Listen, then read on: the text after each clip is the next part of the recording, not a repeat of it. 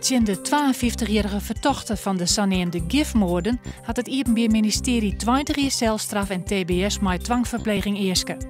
De vrouw zoekt haar eerste man in Enkhuizen en haar tweede echtgenoot in Frentjer om het leven bracht haar door vergiftiging met medicijn.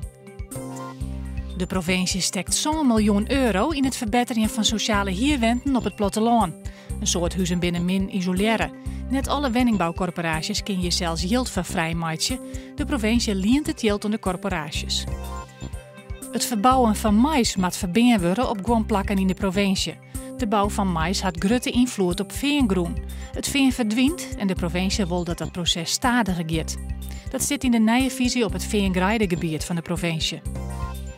Hutfietsers fietsen liever op de grote dik als op het fietspad. Uit een proef in Frentjer dat blijkt dat het tal ongelukken minder wordt als rappe en stadige fietsers van elkaar skieren worden.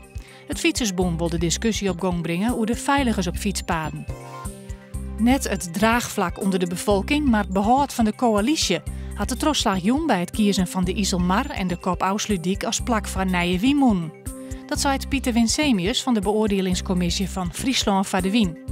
Nevens Winsemius hier de provincie deze kar ikmaatje kennen zonder inspraakgeerkomsten. Vannacht heel bewolkt en het wordt net koud, aan 11 graden. Morgen een matige zuidwestenwind, 17 graden en zinnen.